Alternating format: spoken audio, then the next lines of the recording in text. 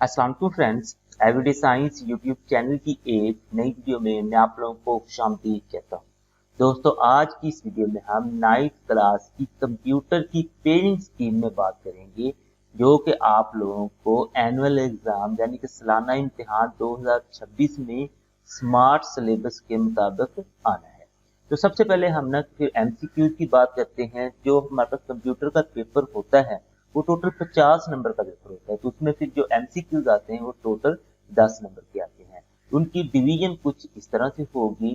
जो chapter number हमारे पास 1 है उसमें से एक एमसीक्यूज आएगा, 2 में से भी एक, 3 में से भी एक, 4 में से एक, आगे फिर 5 में से नहीं आएगा, 6 में से एक, 7 में से एक, 8 में से एक, 9 में से एक, 10 में से एक और 11 में से एक। कंप्यूटर के हमारे पास टोटल 12 चैप्टर्स हैं।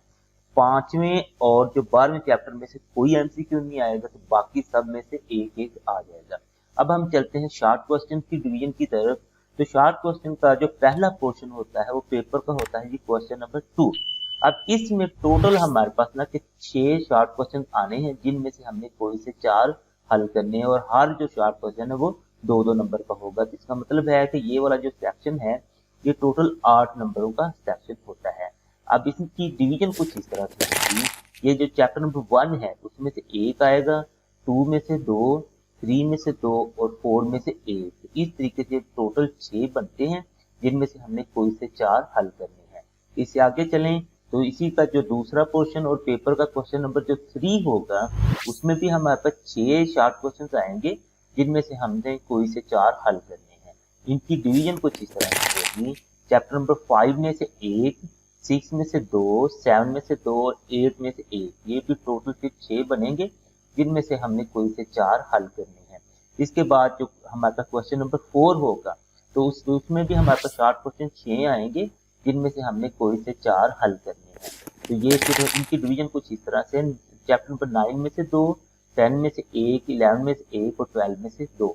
तो इस तरीके से ये भी 6 बनते हैं और कोई से 4 हमने हल करने हैं।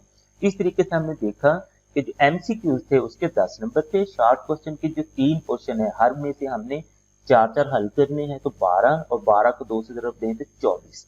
तो हमारे पास ना फिर 24 नंबर के शॉर्ट क्वेश्चन और 10 नंबर के हमारे पास एमसीक्यू, तो टोटल हो गए जी 34 नंबर। अब 16 नंबर जो बचे हैं वो हमारे पास आ जाएंगे जी लॉन्ग क्वेश्चन में। तो लॉन्ग क्वेश्चन टोटल 3 आएंगे, जिनमें से कोई से 2 हल करने हैं और हर लॉन्ग क्वेश्चन 8 नंबर का होगा। अब इनकी डिवीजन कुछ तरह से आएगी। चैप्टर नंबर जो 5 है, जो क्वेश्चन नंबर 5 है वो चैप्टर नंबर 3 में से आएगा। क्वेश्चन नंबर 5 यानी कि पेपर का क्वेश्चन नंबर 5 है, लेकिन लॉन्ग क्वेश्चन ये पहले बनेगा। तो ये चैप्टर नंबर 3 में से मुकम्मल ये चैप्टर नंबर 3 में से ही आएगा। इसी तरह से अगर हम देखें इसको, जो क्वेश्चन नंबर 6 है वो चैप्टर नंबर 6 में से आ जाएगा और जो 7 है वो 7 और 8 को मिला के आएगा, यानी कि एक पार्ट 4 नंबर का 7 में से आ जाएगा और एक पार्ट 4 नंबर का 8 में से आ जाएगा। इस तरीके से ये सारी हमारे पास ना कंप्यूटर की ना पेयरिंग स्कीम है, जिसमें हमारे पास एमसीक्यूज, शॉर्ट क्वेश्चन और लॉन्ग क्वेश्चन सबकी डिवीजन शामिल है। दोस्तों, उम्मीद है आपको आज की जो वीडियो अच्छी लगी होगी। वीडियो अच्छी लगे तो इसे लाइक करें, इसे अपने दोस्तों के साथ शेयर करें और हमारा चैनल लाजमी सब्सक्राइब कर लें। Thanks for watching. अल्लाह के बाद।